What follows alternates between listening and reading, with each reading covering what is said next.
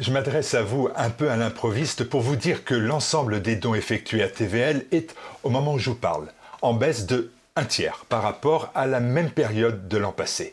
C'est évidemment préoccupant, surtout quand on sait que dans le même temps, TVL est passé de 4 à 8 millions de vues mensuelles. Un succès qui nous oblige à disposer pour le moins en 2023 du même budget qu'en 2022.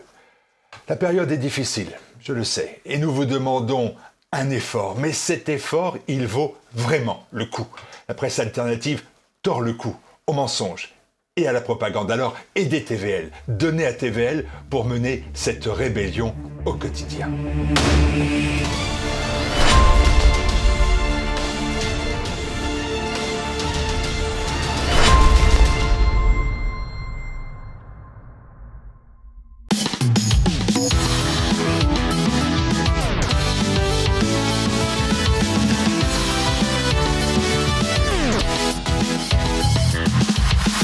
Bonjour à tous, nouvelle émission de Tête à Clash. 3 invités au lieu de 4, 3 sujets comme d'habitude. Alors, les 3 invités, Jean-Louis Masson, Christine Tazin, François Devoyer, et celui qui n'est pas là et qui nous regarde de son lit, c'est Olivier Milza, à qui on souhaite le meilleur rétablissement, et rapide le rétablissement.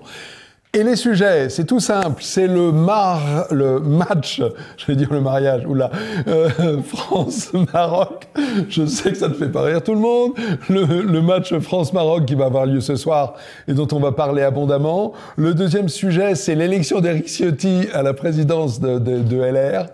Et le troisième, c'est Poutine qui a fait une sorte de pas vers la paix, ou les négociations, du moins, on va voir quoi en penser. Voilà, on se retrouve dans quelques minutes, mais ne partez pas tout de suite. Il y a également Ignace, j'allais l'appeler par son prénom, oulala, Ignace qui est là et qui va faire des dessins comme d'habitude, sanglants. Il faut s'accrocher parfois à son fauteuil. Dans tous les cas, il est très drôle et on va le retrouver à la fin de l'émission. Allez, à tout de suite.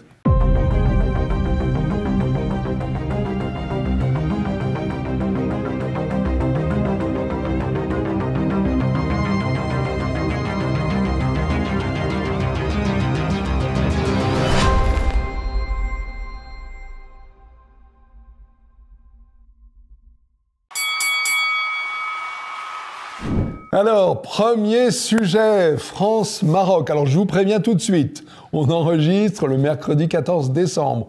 Le match va avoir lieu ce soir. On n'a donc pas les résultats.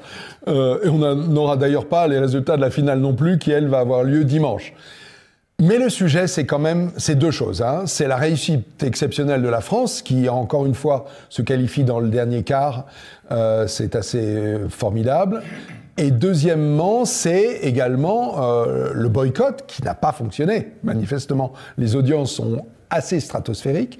Et puis, troisièmement, c'est l'adversaire, c'est le Maroc, et les réactions que ça a pu susciter. Et je cède la parole à François Devoyer sur ce sujet. François. Vaste question. Oui. Alors, par quoi commencer? Le Maroc, la plus facile. Le Maroc, donc, ouais. Tu l'as rappelé, il va jouer ce soir. On sait que le Maroc gagne ou perde. De toute façon, les rues de Paris vont être dans un état absolument tragique, lamentable. Ça va être un bazar pas possible avec des voitures brûlées, des poubelles incendiées et tout ce qu'on peut imaginer de violence et de Barnum. Voilà, ça c'est la première chose. C'est pas que je le crains, ça va arriver, on le sait. Ouais. Ça arrive à chaque match avec des pays du Maghreb. Ça n'arrive qu'avec les matchs qui mettent la France contre des pays du Maghreb. D'ailleurs, c'est arrivé dans le cas de la France de la Belgique contre le Maroc. Mm-hmm. Et bien entendu, il n'y a pas de... Voilà, là, le pronostic est facile. Je suis sûr de ne pas me tromper. Au sujet du boycott, moi, il y a une figure qui, pour moi, représente tout ce que cette Coupe du Monde a de détestable, c'est Gianni Infantino. Alors, je ne sais pas si vous le connaissez. Président de la FIFA. Voilà. Ok. Président de la FIFA. L'homme chauve que l'on voit assis à côté des éminences. Exactement. Pour ceux qui regardent le match et la tribune présidentielle. Il a l'air bonhomme. Pourtant, ouais. Il a déjà été cité dans les Panama Papers. Mm-hmm. Et ce brave homme de 52 ans, 52 d'ailleurs, ça rappelle la date où le Qatar a aboli l'esclavage, en 1952, c'est tout récent. Ouais. Un bon siècle après nous, eh bien cet homme, il a fait un cumul de tout ce qui me fait haïr cette Coupe du Monde, qui fait que jusqu'à ce jour, je n'ai pas regardé un seul match. Alors, je ne jette pas la pierre à ceux qui sont passionnés par le football. C'est-à-dire ceux qui suivent tous les matchs de la Ligue 2, de la Ligue 1, de toutes les ligues possibles et imaginables. Très bien, je comprends, leur intérêt est sportif. Pour ceux qui se mettent devant un match de la Coupe du Monde parce que c'est l'événement convivial et de ça, qu'on se souvienne tout de même.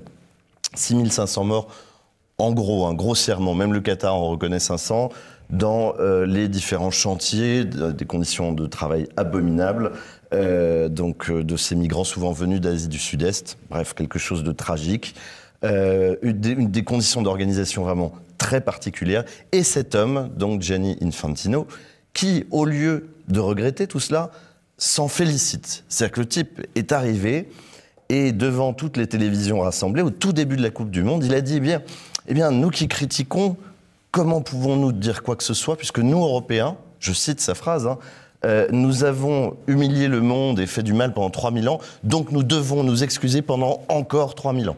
D'accord. Il a osé tout de même, et je termine avec ça, je suis gay, je suis migrant, je suis arabe, je suis africain. Et aujourd'hui, donc, je suis qatari pour cette Coupe du Monde. Et d'ailleurs, je connais bien les discriminations, puisque j'étais roux. En fait, ce monsieur représente tout ce que l'on peut haïr dans le monde woke de demain. Et il ne faut pas regarder ces matchs, à moins que vous soyez un passionné de sport, parce que c'est effectivement donner de l'eau au moulin de ce genre de personnage. Je vais quand même vous contredire. C'est qu'il y a 18 millions de gens qui ont regardé le quart de finale, et qu'on s'attend ce soir à 32 millions de gens. Donc on passe de très très loin le nombre des aficionados qui regardent Ligue 1 et Ligue 2. Et je le regrette. Christine Taza. Oui, très bon rappel de ce qu'est le Qatar, et il a très bien cadré le truc, bravo. Je peux rajouter que c'est aussi le Qatar qui est un des organisateurs de l'islamisation de la France depuis très longtemps, avec nombre de complices, de dhimmis. Et ça date d'avant Sarkozy. Finance, oui, bien sûr. Il finance aussi l'Union européenne. C'est-à-dire qu'il y a du lobbying. Oui, mais et il a financé Sarkozy. Enfin, Sarkozy lui a fait des ponts d'or à l'époque pour l'installer en France, pour qu'il ait des propriétés énormes dans Paris, échappant aux lois sur les impôts. Enfin bon, je veux dire, le Qatar omniprésent, etc. Donc on a 1000 raisons de ne pas boycotter effectivement. Et pourtant, vous regardez les matchs, Christine, alors ou pas? moi, je n'aime pas le foot, je ne regarde jamais de match, mais pourtant, je comprends pour le Français moyen qui puisse regarder à cause de Giroud. À cause de l'idole Giroud, parce qu'on a un héros, on a un bon petit Français qui est exceptionnel, paraît-il. Il a marqué. Il a marqué, puis il a battu un record quand même.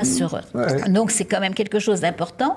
Et je pense que là, il y a la fibre cocorico, la fibre donc patriote vous pour les Giroud Français. à Mbappé, vous?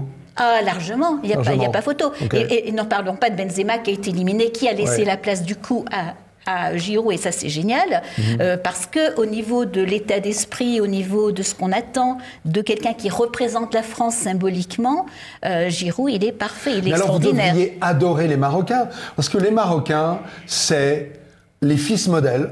C'est ceux qui ne collectionnent pas les Ferrari, mais qui invitent leur maman à danser quand ils ont gagné. C'est les gentils footballeurs. Je m'en fous qu'ils invitent leur maman à danser, mais qu'ils le fassent au Maroc. C'est tout. Enfin, je veux dire, on a trop d'immigrés en France, c'est une réalité. Je ne vais pas m'extasier devant, effectivement, des gens qui, comme ils ont pu le faire en Belgique, ou les Tunisiens, les Algériens, on connaît, à chaque fois qu'il y a un match, c'est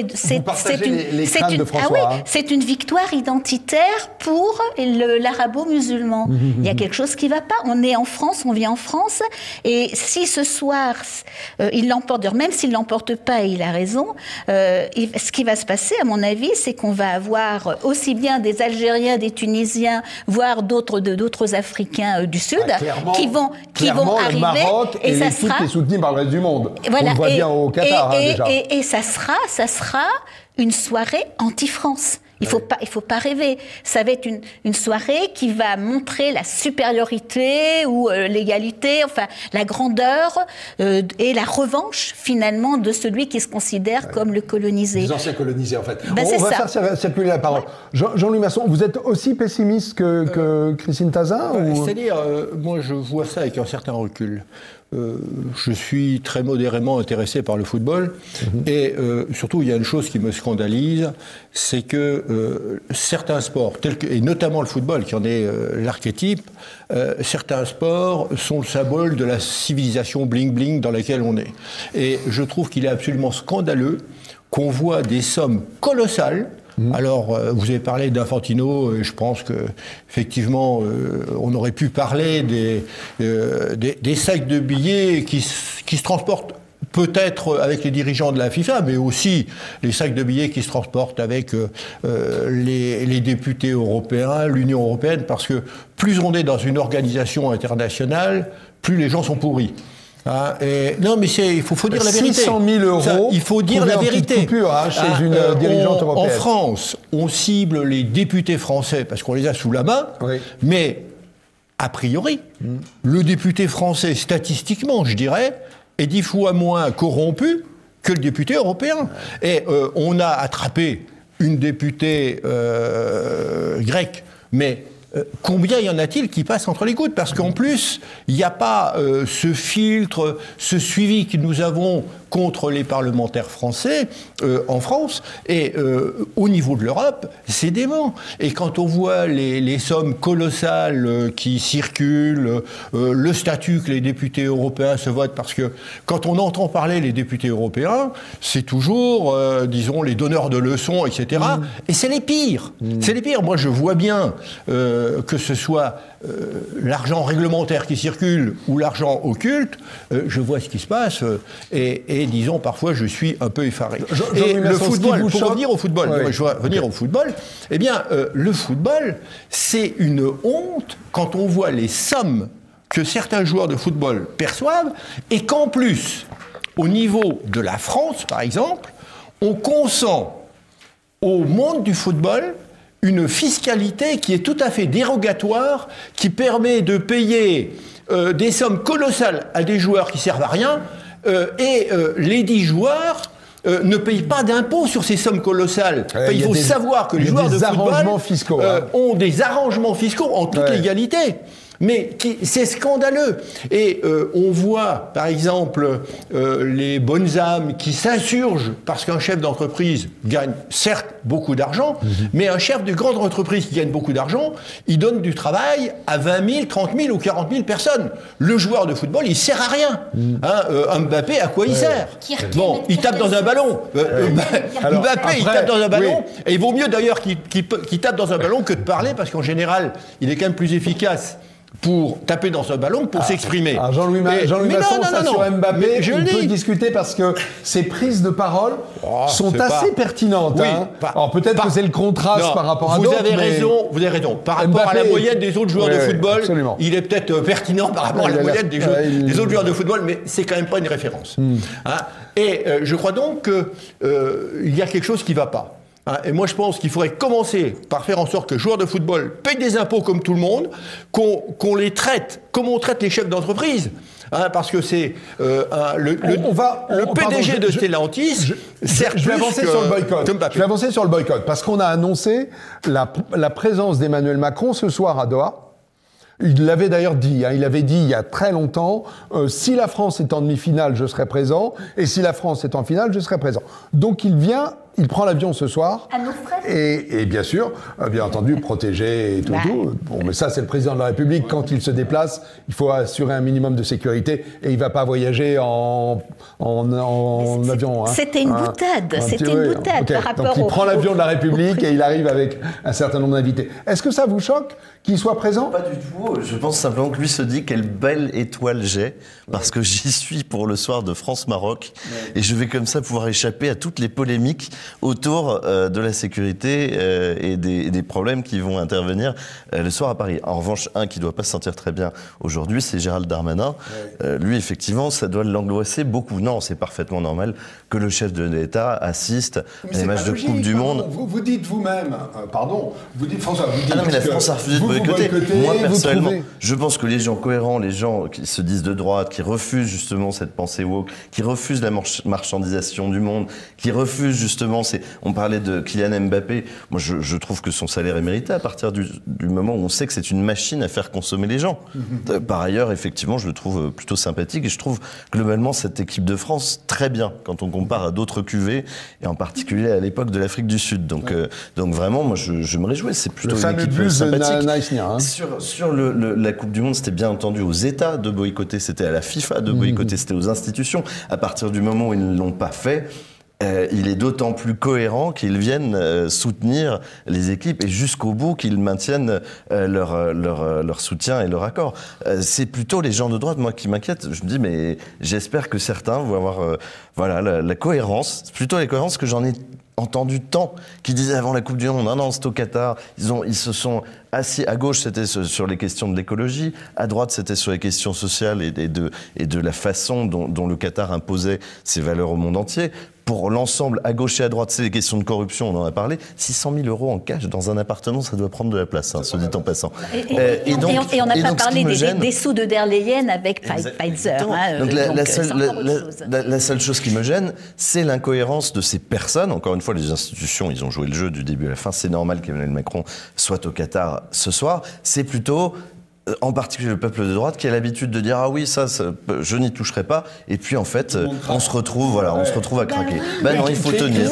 Christine Masson, la présence du président Macron. Non, mais elle est logique, mais c'est un fait anodin, on s'en fiche. Ça change rien. Je voulais juste sur ce point, Jean-Louis Masson, qui fait partie de la République. Elle est logique. Je trouve qu'elle est tout à fait logique, mais il prend un sacré risque. Parce que si la France perd, tout le monde dira que tout le monde ricanera en disant il y était. Et pour un homme politique, faire le choix d'y aller ou de pas y aller, c'est surtout à ce niveau-là que ça joue beaucoup plus que sur les problèmes, je dirais, de ce qu'on appelle l'éthique. Oui, néanmoins, par exemple, la ministre des Sports, au dernier match, portait un pull avec le gay flag, vous savez, l'arc-en-ciel, et en signe de soutien aux minorités opprimées à Doha. Si elle porte encore ce pull, ça va pas mettre le président de la République ou est-ce que vous attendez par exemple que le président de la République ait le brassard One Love qui a été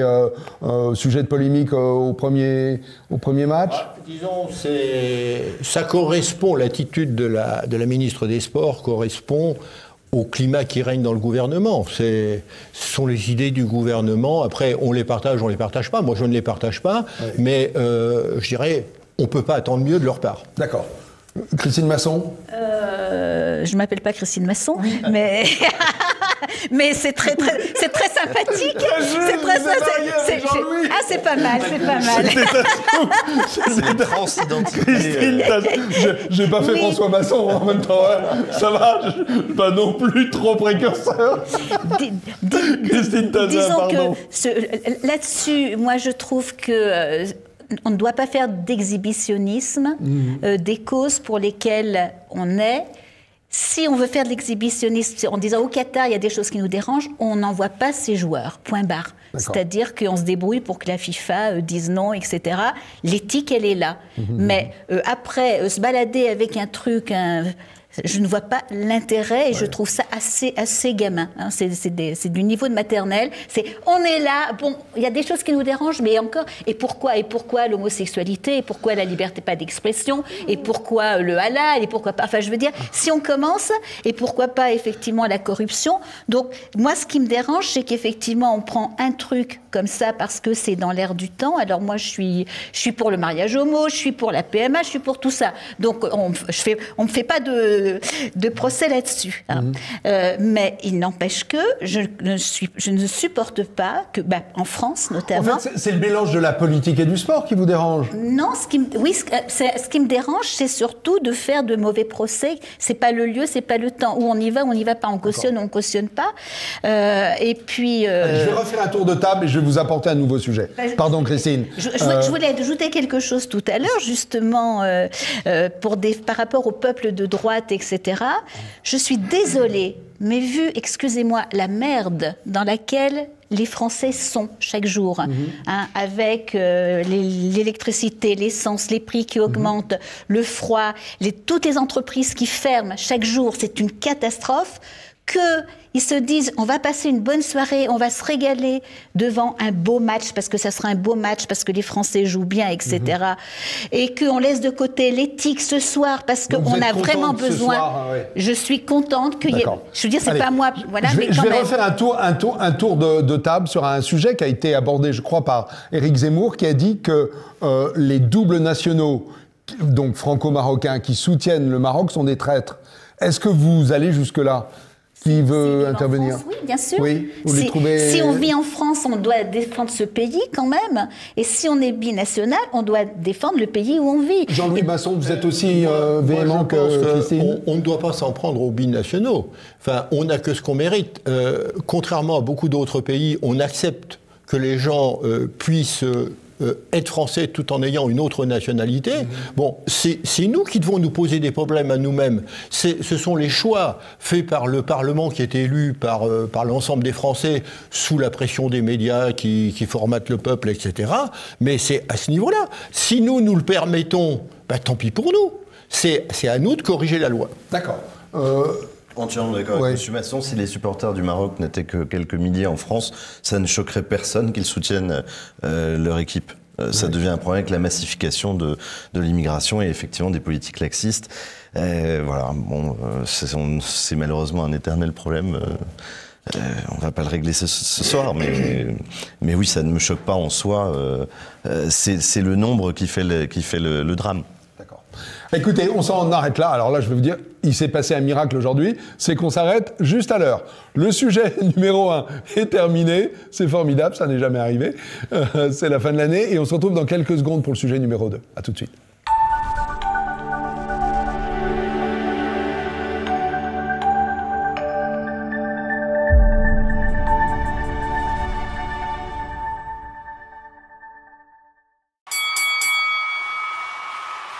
Rebonjour, sujet numéro 2, l'élection d'Éric Ciotti à la présidence de LR. Alors, cette élection, est-ce qu'elle est en fait le prélude de la fameuse recomposition à droite appelée par certains de leurs vœux, ou est-ce que c'est au contraire l'acte, un petit peu le dernier clou sur le cercueil de ce grand parti naguère majoritaire à vocation présidentielle, anciennement UMP, et donc la fin de l'UMP, est-ce qu'elle est en train d'être actée avec l'élection de Ciotti ? Et je me tourne vers Jean-Louis Masson qui connaît bien le sujet.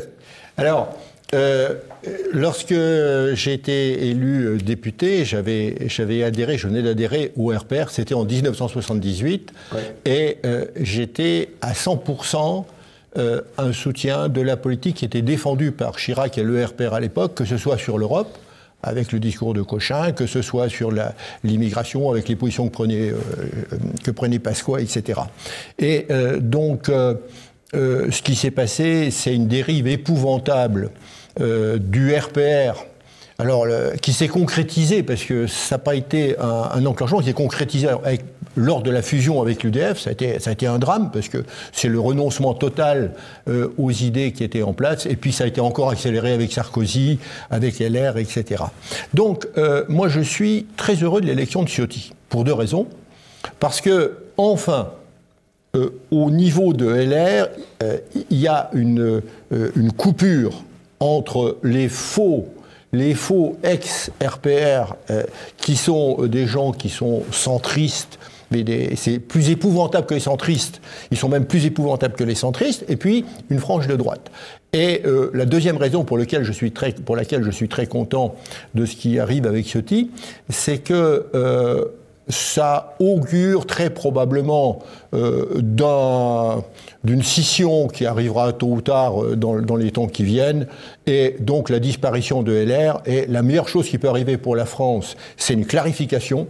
Et pour qu'il y ait une clarification, il faut que LR disparaisse, parce que ils ont trompé l'électorat. Les LR et les UMP ont trompé l'électorat en voulant se faire passer pour un électorat de droite défendant un certain nombre d'idées et faisant exactement le contraire. Cela dit, il y a déjà un certain nombre de gens qui partent de LR actuellement. Mais je prends par exemple l'exemple du maire de Metz, François Grosdidier, qui est votre ville. C'est pas par ailleurs que je voudrais quand même vous dire que M. Grosdidier, quand il était jeune, était plus à droite que Le Pen. Il appartenait, je sais pas, à un groupuscule d'extrême droite. alors quand il dit qu'il était 41 ans au RPR, c'est vrai, mais entre-temps, il était reparti à l'extrême droite, puis il est revenu. Donc, je ne veux pas dire trop de mal de lui, parce que vous savez ce que je pense de lui, mais c'est pas une référence. Hein, c'est pas lui qui est la référence. Il n'empêche que c'est un appauvrissement, et lui n'est qu'un exemple des nombreux députés qui risquent de quitter les LR. Comme je le disais tout à l'heure, un enrichissement, parce que des gens qui sont prêts à naviguer n'importe où, n'importe comment, qui sont prêts à se vendre, lorsqu'ils s'en vont, à la limite, c'est peut-être une chance aussi. Mais je crois que la meilleure chance pour la France, c'est que les LR de droite et les LR de gauche disparaissent parce qu'ils brouillent les cartes. Hein. Les LR ont une responsabilité catastrophique sur l'état de la France actuelle parce qu'on s'en prend aux écologistes, on s'en prend à M. Macron, etc. Mais s'ils sont là, c'est parce qu'il y a des gens qui ont trompé l'électorat sur leurs vraies idées, hein, qui ont dit nous on est de droite, et puis en fait ils ont fait une politique de gauche, ils étaient prêts à se prostituer avec n'importe qui. Eh bien s'ils disparaissent, ça sera une grande chose pour la France. Et j'aime pas le champagne, mais je boirai une bouteille de champagne. Ok. Ouais. Christine. Oui, je suis entièrement d'accord. Effectivement, il faut que les LR disparaissent. Quand on voit leur position là sur la réforme. Attends, laisse-moi finir. Vas-y. Quand on voit leur position sur la réforme des retraites, ils ne se posent pas la question de l'intérêt des Français. On les entend, c'est hallucinant. C'est ah bah oui, mais alors si on négocie avec Macron, voilà ça. Si on rejoint la RN, on va plus exister, etc. Donc la seule chose qui les intéresse, c'est leur propre existence. C'est surréaliste. Alors Ciotti, c'est une planche pourrie. Pour moi, c'est une planche pourrie, clairement. D'abord, il a soutenu. Laisse-moi parler. Ouais, il a soutenu la mondialiste Pécresse. Excuse-moi, quand même. Je veux dire, il y a lui qui avait dit au deuxième tour, si j'ai le choix entre Zemmour et Macron, je vote Zemmour. Et il a quand même voté blanc en 2017 comme en 2022. Il l'a dit, voter blanc, c'est voter Macron. Je suis désolée. Faut aller jusqu'au bout de ses idées. Ciotti, c'est une planche pourrie, c'est un inconsistant. Apparemment, il se bat contre l'islamisation de notre pays, mais il accepte le soutien de la planche pourrie du 10 000 Lagarde. Donc, faut être cohérent. C'est pas possible. Donc, et puis, je trouve qu'il manque d'envergure sur le vaccin, sur le confinement. Il a été lamentable. Mais est-ce que c'est pas ça la question ? Il y a eu une coïncidence ce week-end, c'est qu'il y a eu l'élection de la présidente des Verts, Marine Tondelier, qui était peu connue, c'est le moins qu'on puisse dire sans vouloir l'offenser, c'est l'opposante locale à Marine Le Pen, à Hénin Beaumont. Et puis, il y a l'élection d'Éric Ciotti, qui est certes un petit peu plus connue, mais enfin quand même, il y a un parallèle très fort où on voit deux leaders qui peinent à exister.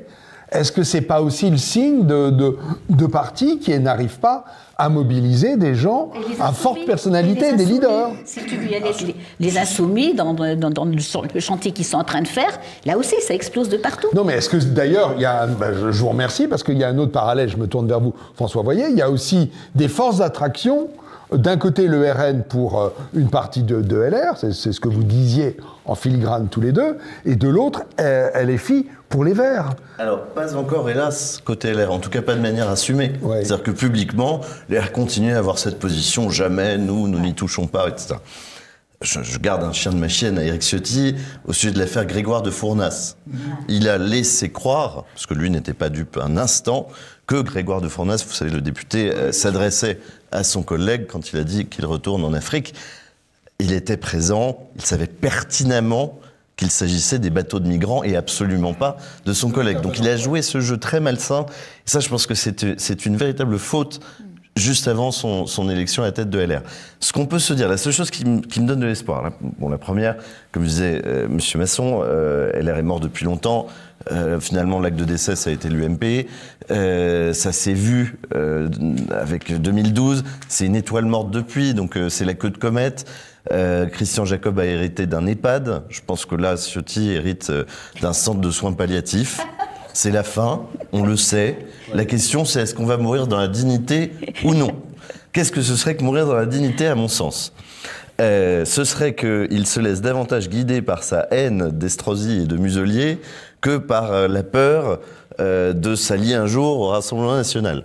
J'espère que sa haine reste vive et qu'il aura pour moi c'est le seul espoir qu'on peut conserver, l'intelligence de considérer que les LR pourraient devenir un parti d'appoint distinct du Rassemblement national, mais capable, dans les moments clés, en particulier les prochaines échéances présidentielles, de jouer l'alliance. Il n'y a pas de victoire solitaire dans la Ve République.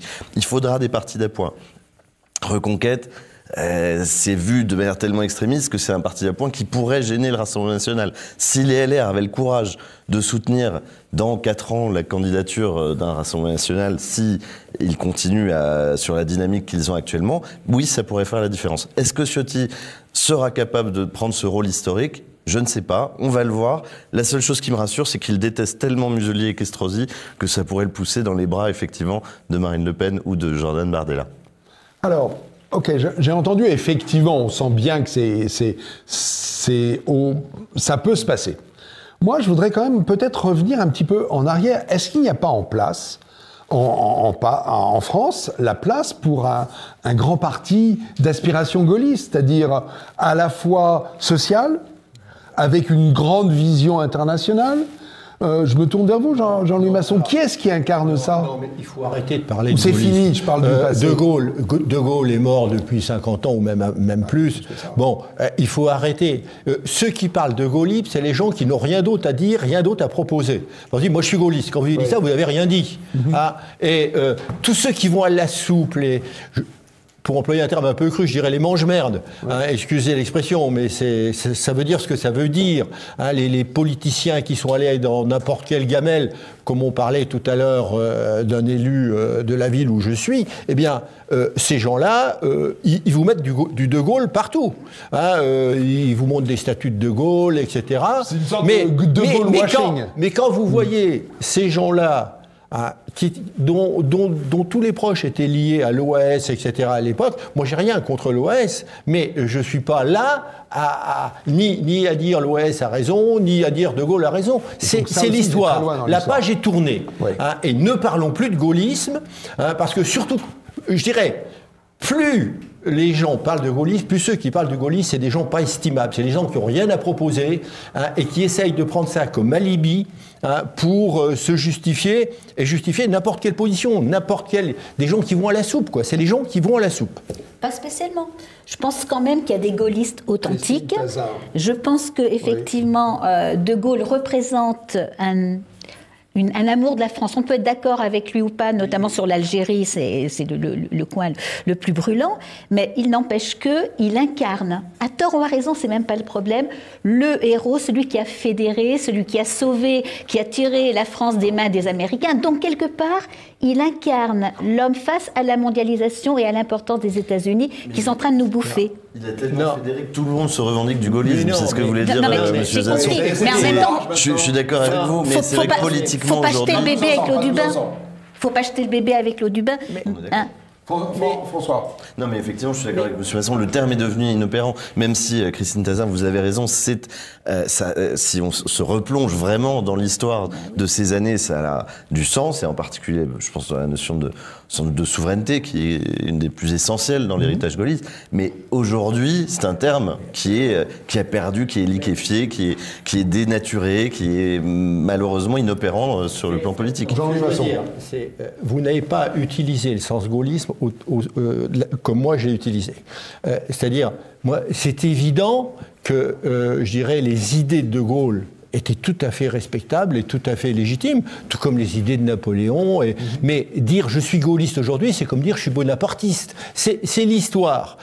Et ceux qui utilisent le terme, ce que moi je déplore, c'est ceux qui utilisent le terme et il n'y a plus rien dedans. Parce que, disons, c'est la boîte à tout faire. Quand on ne sait plus quoi dire, on dit « moi je suis gaulliste ». T'as dit « je suis gaulliste », t'as tout découvert, t'as tout réglé, et surtout, c'est surtout pas critiquable. Bon, et le problème, mais mon but, c'est pas de critiquer le général de Gaulle, ni de critiquer Dupont ou Durand, c'est pas ça du tout. Mais ce sont des gens qui font partie de l'histoire. Et ce sont des parasites politiques qui actuellement se servent du nom. D'abord, qui n'en ont strictement rien à faire. En général, ceux qui se prétendent le plus gaullistes, c'est ceux qui n'ont strictement rien à faire du général de Gaulle ou des idées du général de Gaulle. Et le problème, mais regardez les politiciens qui se vendent d'être gaullistes. Celui dont on parlait tout à l'heure, c'est le bon exemple. Il l'a fait hier. Il était... Presque tout le monde, d'ailleurs, se vante d'être gaulliste. C'est ça qui est intéressant. La question de Franck, c'est, en revanche, est-ce qu'il n'y a pas la place pour un grand parti souverainiste? Pour moi, il est déjà là. Ouais. C'est le Rassemblement national. En revanche, il est isolé. Aujourd'hui, il n'a pas d'alliés. Et encore une fois, il n'y a pas de victoire solitaire dans la Ve République. Donc le grand parti existe, il a remplacé le RPR, au fond. D'ailleurs, les électorats sont relativement proches, c'est un électorat plus populaire. Voilà, franchement, sociologiquement, les différences sont quand même assez mineures. Ce qui d'ailleurs va dans le sens de l'élection de Ciotti. Bien sûr. Parce que si on prend Ciotti, c'est plutôt un identitaire, et Retailleau, c'était plutôt un conservateur. Et surtout les LR. Le RN est quand même un ventre mou, excusez-moi, mais j'ai pas envie du tout d'être sauvé de Macron par un parti qui dit oui, mais ce qui est important, c'est des petites choses, etc. Mais l'islam est compatible avec la France, mais tout ça. Ben oui. Okay. Ben oui, je veux dire, quand on dit c'est le grand parti. C'est devenu un grand parti, mais oui, potentiellement mais en même temps, c'est pas lui qui nous sortira de la merde où nous sommes, excusez-moi. La radicalité ne peut pas être élue. Est-ce qu'il faut ambitionner justement d'arriver à une histoire de France où se succèdent des ventres mous et qui finalement nous emmène là où on en est, à savoir qu'on est en train, on va le voir ce soir, c'est-à-dire qu'on est en train d'être bouffé par l'islamisation. Or, le RN, Bardella a un discours un peu plus musclé que Marine, on peut peut-être espérer quelque chose, mais sur le principe, ils sont incapables de lutter contre ce qui est en train de se faire. Et donc ça, c'est un énorme problème. Mais tant qu'on est dans un système démocratique, il faut 50% plus une voix, la radicalité ne permettra pas de gouverner ce pays. Mais est-ce que le but, c'est de gagner il faut d'abord gagner pour pouvoir changer le pays. Mais gagner pour quoi faire? Si c'est pour témoigner, il y a des partis pour ça, il y en a toujours eu. Le problème, il faut être raisonnable. Nous sommes dans une démocratie. Si c'est faire des élections pour faire des élections, ça ne sert à rien. Ce qu'il faut quand même, c'est qu'un parti, à un moment donné, tout en ayant ses convictions, en défendant ses idées, je dirais, ne se mette pas la grosse majorité de la population sur le dos et hypothèque complètement les chances de faire évoluer les choses. Et moi, quand vous disiez tout à l'heure qu'il y avait beaucoup de gens, des LR qui sont partis et qui partent, moi je parle là par une expérience personnelle, j'étais à un repas en Moselle, organisé, il y avait Bardella qui était là, donc c'était organisé par le Rassemblement national, et j'ai été stupéfait de voir tout un tas de gens qui m'avaient connu quand j'étais député RPR, et qui étaient tout contents de venir voir, tiens, on est content de vous retrouver, etc. Et je dirais, c'était des braves gens, c'était les braves citoyens de base, les gens qui en ont marre. Et je pense que c'est ça qui fait la force d'attraction de Madame Le Pen. La force d'attraction de l'UMP. Je pense qu'à un moment donné, il faut quand même, quand on fait de la politique, moi j'ai toujours conduit mes positions de manière claire, mais disons, vous avez une élection sénatoriale, vous n'allez pas, je dirais, vous marginaliser complètement pour ne pas être élu. Si on veut défendre ses idées, il faut tenir compte quand même de l'électorat, sinon on reste à la maison.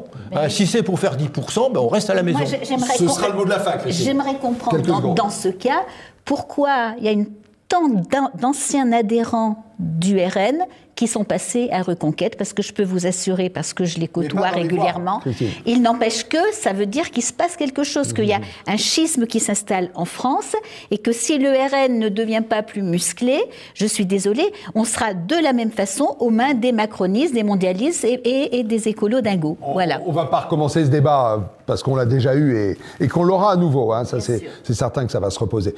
Merci en tout cas à tous les trois, et on se retrouve dans quelques secondes pour le troisième et dernier sujet. À tout de suite. Retrouvez et achetez les livres des invités de TVL dans la boutique de votre chaîne sur tvl.fr.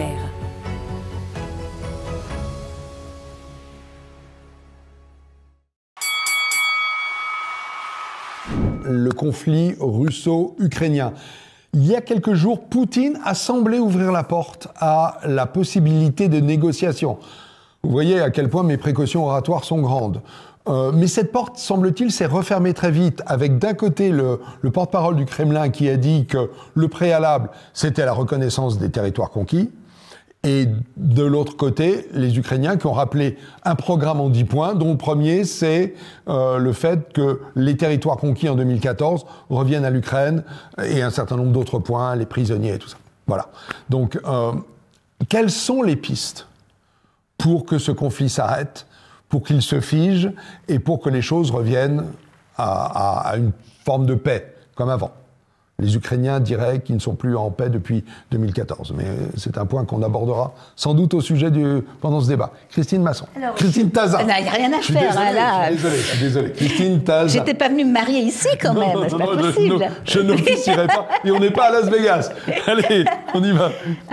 Je crois quand même que la réponse à cette question, elle tient dans le récent aveu de Merkel, qui avoue que en fait, les accords de Minsk n'ont été que une entourloupe pour gagner du temps et permettre à l'Ukraine de se préparer à un conflit avec la Russie que les USA, comme l'Union européenne, estimaient nécessaire, indispensable pour étendre effectivement le champ du mondialisme et du pouvoir effectivement des Occidentaux, entre guillemets. Donc Poutine serait tombé dans un piège.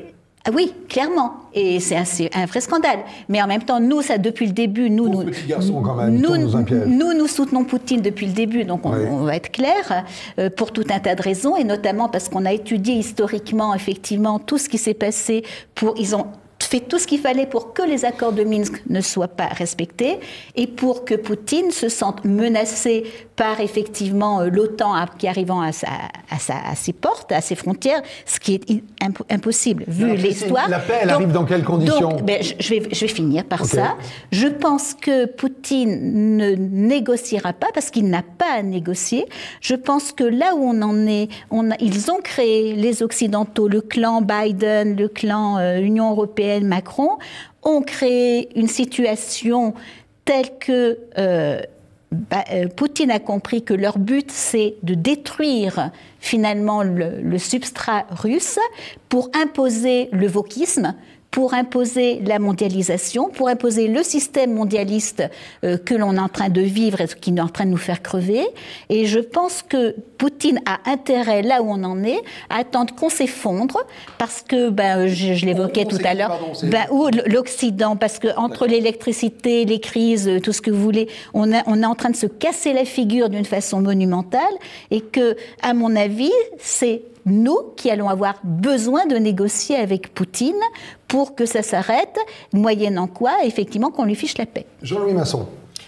Bien, moi, je pense que ce qui se passe en Ukraine, c'est un petit peu comme la Première Guerre mondiale. La Première Guerre mondiale, tout le monde a dit c'est l'Allemagne, l'agresseur, etc. Or, si on y regarde de plus près, quel est le déclencheur de la Première Guerre mondiale ? C'est l'assassinat de l'archiduc d'Autriche par des Serbo-Bosniaques qui étaient soutenus par l'Occident. Et ensuite, il y a eu une sorte d'engrenage terrible avec la Russie qui déclare, enfin d'abord l'Autriche qui règle des comptes avec la Serbie, ce que avec je comprends. Une manipulation de Bismarck, c'est pas si simple. C'était plus. Bismarck était déjà mort à l'époque. Pour la Première Guerre mondiale. Oui. Tu remontes en 70, là. Bismarck était mort. Non, c'est la Russie qui a déclaré la guerre à l'Autriche, l'Allemagne, pour défendre l'Autriche, a déclaré la guerre, la France, pour soutenir la Russie, a déclaré la guerre. Bon, il y a eu 15 millions de morts, et la Première Guerre mondiale est à l'origine de la Deuxième Guerre mondiale. C'est-à-dire, au total, avec l'assassinat de l'archiduc d'Autriche, où l'Occident a joué un jeu particulièrement hypocrite, on est arrivé à avoir 70 à 80 millions de morts. Bon, actuellement, et là je suis d'accord avec vous, il y a une part de responsabilité qu'il faut bien clarifier. Bon, moi, je crois que Poutine est responsable d'une chose, c'est de ne pas avoir dit la vérité. Il a dit « j'attaque l'Ukraine parce que ce sont des nazis, personne n'y croit, même lui n'y croit pas. C'est complètement aberrant, ça fait rigoler tout le monde, et ça le discrédite. Alors que s'il avait dit la vérité, et la vérité c'est quoi ? C'est que la Russie ne peut pas accepter, moi je trouve c'est tout à fait compréhensible, ne pas accepter que les fusées de l'OTAN soit installé en bordure de sa frontière. De même que tout le monde trouve normal que les États-Unis aient menacé une guerre nucléaire s'il y avait des fusées russes à Cuba. Pourquoi est-ce que nous, maintenant, nous voudrions que la Russie... Et puis, en plus, c'est pas Cuba, c'est tout autour de la Russie qu'on veut installer des fusées. Bon, donc, moi, je trouve que disons, la position de la Russie est compréhensible, mais, je dirais, au niveau médiatique, M. Poutine a tout faux. Hein, il a voulu, pour des raisons de politique intérieure, dire ce sont des nazis, etc., alors qu'il n'a pas dit la vérité. La vérité, c'est l'encerclement par l'OTAN. Il a parlé du Donbass et des bombardements il en a depuis parlé, 7 ans. Mais c'est pas, il n'a pas dit, il n'a pas dit on envahit parce que l'OTAN vient, il a dit on envahit parce que ce sont des nazis. Voilà, ça fait rigoler tout le monde. Ah, la personne y croit. Et ce qui, moi, m'inquiète, je ne pense pas que l'Occident va s'effondrer. Moi, ce que je pense, c'est que l'Occident va continuer à pousser et à un moment donné, la Russie, ou le pouvoir russe aura le choix entre une escalade militaire ou la disparition. Parce que le but, c'est d'étrangler. Il y a un certain nombre de pays qui veulent étrangler la Russie, notamment la Pologne. Ce ne serait pas une porte de sortie, finalement, parce que si, c'est un peu Poutine qui est devenu le problème. Non, mais c'est pas Poutine. Le problème, c'est pas... Je pense que le problème, c'est pas Poutine. C'est que les États-Unis veulent régler des comptes, veulent faire disparaître la Russie en tant que telle.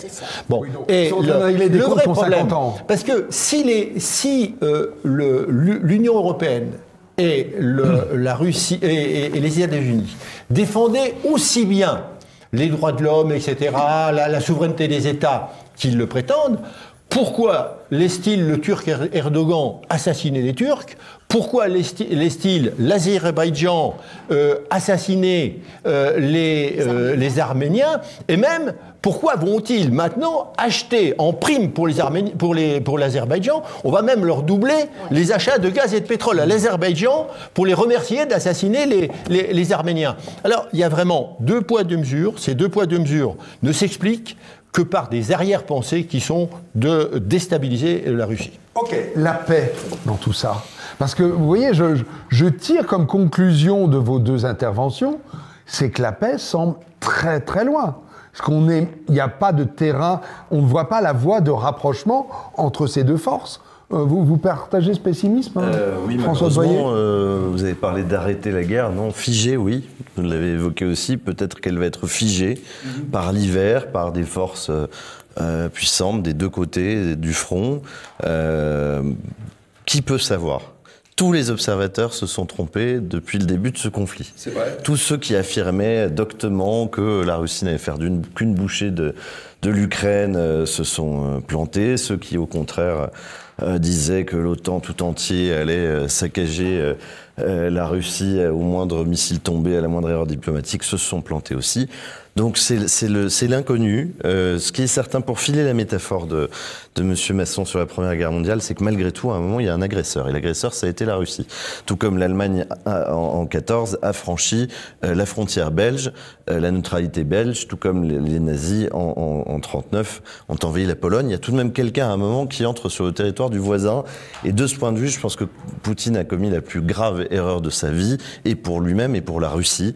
Je pense qu'il faut lire et relire Le Mage du Kremlin de Zampori, qui est un excellent livre pour comprendre la mentalité russe, comprendre à quel point Vladimir Poutine, je pense, a été un grand dirigeant jusqu'aux années 2010, et où il a vraiment remonté son pays. Et puis depuis, je pense qu'il est face à un isolement du pouvoir, face à des conseillers qui sont de plus en plus radicaux, parfois assez dangereux, comme Krivogin, le monsieur Wagner. Je pense que la situation est inquiétante parce que Vladimir Poutine, contrairement à ce qu'il avait fait en 2014 avec la Crimée, où la situation avait été parfaitement envisagée, calibrée, bien gérée sur le plan diplomatique, là je pense qu'il a sincèrement cru que l'Ukraine allait céder en quelques jours, que Kiev allait tomber et que le Donbass allait... Et que le pays frère, finalement, allait presque accepter... Exactement, et puis que le Donbass irait dans l'escarcelle de la Russie, et tout se passerait bien, et on reviendrait chez soi, et puis l'OTAN s'installerait aux frontières, mais au moins la Russie aurait sa grande Russie. Eh ben non, ça s'est pas passé comme ça, et l'ennui, c'est qu'au lieu de comprendre qu'il s'est trompé, eh bien il reste...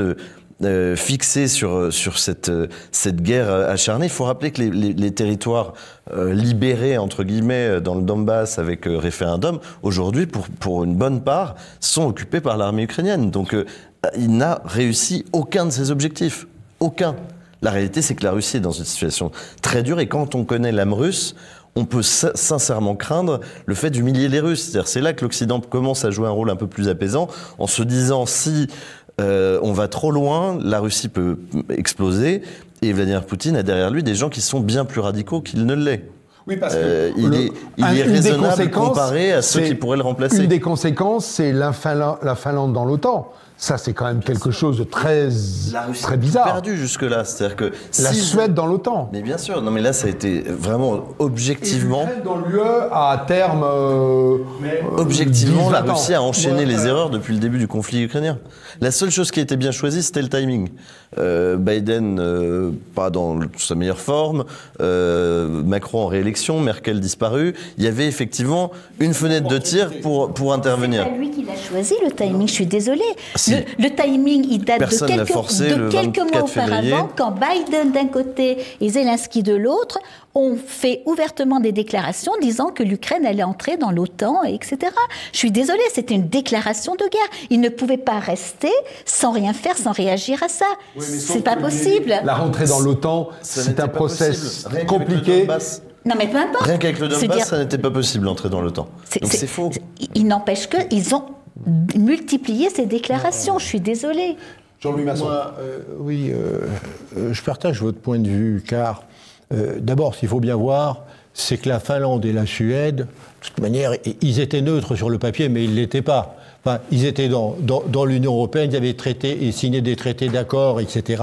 Et il y avait une hostilité de la Finlande, pour des raisons historiques d'ailleurs qu'on peut comprendre, une hostilité claire de la Finlande à l'encontre de la Russie, que la Finlande cachait. N'extériorisait pas beaucoup, mais c'était une hostilité qui a toujours existé. Alors, ils n'ont rien perdu, simplement, ils ont dévoilé leur face.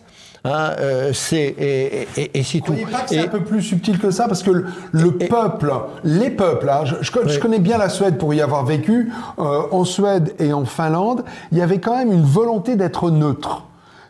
Peut-être que certains dirigeants, mais le peuple était neutre et ne voulait pas mettre ses doigts là-dedans. Sur le papier, mais quand vous entrez dans l'Union européenne, que vous défendez tous les positionnements de l'Union européenne, que vous vous associez par exemple aux sanctions contre la Biélorussie, si on est neutre, on ne s'occupe pas de ce qui se passe en Biélorussie. Bon, si on vient mettre des sanctions contre la Biélorussie, je ne dis pas que le gouvernement de la Biélorussie a raison ou quoi, mais le problème n'est pas là. Si on est neutre, comme la Suisse. Bon. Et là, je pense que c'était une fausse neutralité. Et donc maintenant, simplement, eh bien, ils agissent à visage découvert et il n'y a rien d'autre. Mais là où je ne suis pas du tout dans votre analyse, je voudrais quand même le dire, c'est quand vous revenez sur l'Allemagne, c'est pas Guillaume II qui est le responsable de la guerre. Le responsable de la guerre, ça a été un enchaînement. Et c'est pas lui qui a commencé à déclarer la guerre, c'est le tsar de Russie qui a déclaré la guerre à l'Autriche. Bon, et après, l'Allemagne étant garante de l'Autriche, enfin de l'Autriche-Hongrie, l'Allemagne étant le garant de l'Autriche-Hongrie, a déclaré la guerre au tsar, et comme la France couvrait, et l'Angleterre couvrait le tsar, eh bien, il y a une déclaration de guerre. Votre parallèle, vous dites, c'est le prélude d'une troisième guerre mondiale. Vous pensez qu'on a mis le pied dans cette direction? Tel qu'on est parti, il y a une volonté, ça c'est clair, de l'Occident et des États-Unis, de déstabiliser la Russie et si possible en même temps la Biélorussie.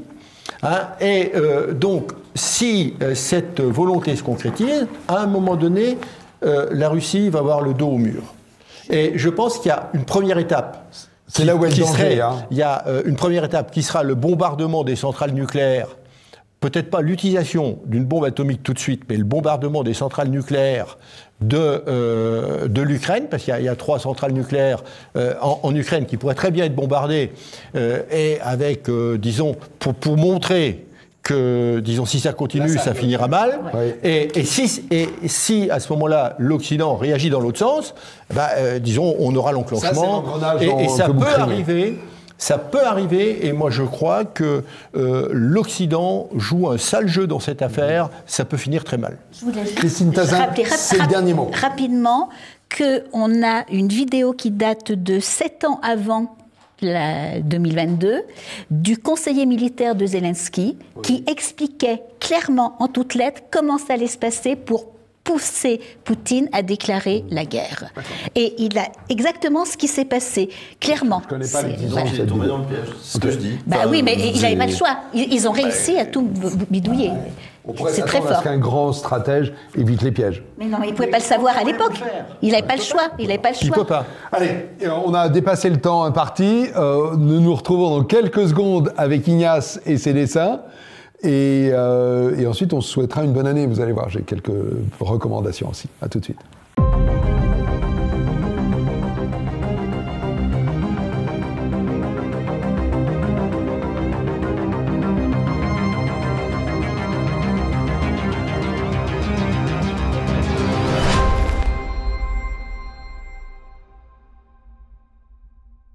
Alors écoutez, retour après les dessins d'Ignace, je vais vous dire, c'est un très grand cru, que je commence par une des meilleures. Il y en a deux. Poutine veut une négociation, et moi, nous dit Zelensky, je la souhaite tout autant OTAN. Merveilleux, ce qu'il est drôle. Allez. Le boycott de Qatar, succès de la France au Qatar et le boycott, on voit quelqu'un qui a un bon litre de bière, c'est plutôt un Allemand, Ignace, qu'un Français devant lui. Si Paris vaut bien une messe, Dubaï vaut bien une coupe. Oui, très bien. Celle-ci, je la trouve pour l'histoire. L'union des droites comme à gauche avec Ciotti, qui crée un nouveau parti qui s'appellerait la DUPES, droite d'Union populaire, écologiste et sociale. Merveilleux, la DUPES, elle est excellente. Ok, François Devoyer qui a une tête. François Devoyer, tu l'as presque fait comme Olivier Milza. Tu as fait une sorte de mariage. Olivier Devoyer, François Milza, comme moi tout à l'heure, j'essayais de les marier. Ah, il y a du coming out ce soir. François Devoyer, en cas de victoire du Maroc, Darmanin va être marron. C'est merveilleux, il est très doué. Christine Tazin, je soutiens l'équipe de France, mais avant tout les vrais Gaulois. Ça, on avait entendu. Bien vu. Allez, la dernière, elle est avec moi. Je suis au milieu. Je fais office de go-between entre Zelensky et Poutine. Ils font la gueule quand même. Hein. Pour obtenir la paix, je préconise un tête à flash pour qu'ils flashent l'un sur l'autre. Wow. Voilà, c'est le dernier dessin pour la paix sur la Terre avant Noël. Je crois qu'en Ukraine, ils vont en avoir besoin. Allez, on se retrouve l'année prochaine. C'est la dernière émission de la saison. J'ai 2-3 recommandations. Si vous allez vers Paris, si vous y habitez, il y a de beaux spectacles. Loupez pas ça avec vos enfants. Il y a Starmania. Il y a Cabaret. C'est un peu plus glauque, mais c'est vraiment bien. Il y a Le Roi Lion. Si vous ne l'avez pas vu, n'hésitez pas une seconde. Il y a la petite boutique des horreurs. Il y a vraiment de belles choses à aller voir. Il y a de belles choses à lire aussi. Et voilà, merci à vous tous. Merci à toi. Vraiment, on vous souhaite de belles fêtes de fin d'année, un joyeux Noël, tout. Et on se retrouve tout début janvier pour une nouvelle émission. À très vite. Au revoir.